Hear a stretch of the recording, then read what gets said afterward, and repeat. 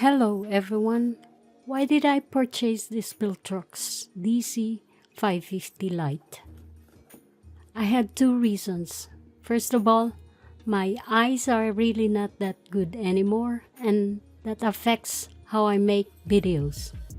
Sometimes I thought my video was clear, but it's not. And second of all, the monitor is very affordable with Pro features. Not only that, it comes with free SanDisk SD card. And I think this is one of the best purchases I've made.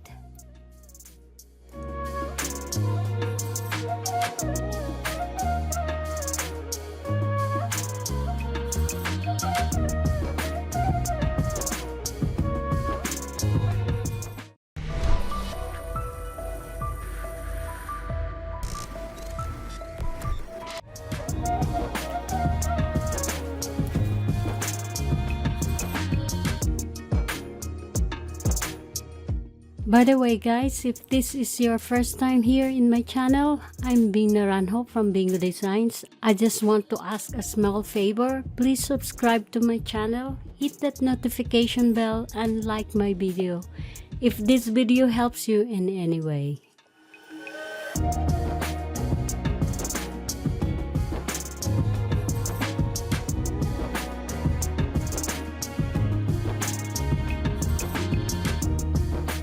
So these are all you can get out of the box: the HDMI cable, HDMI to HDMI mini, Type-C cable, cold shoe mount, battery,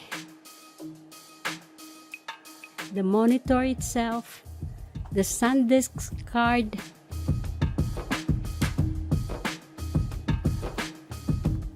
and the pouch.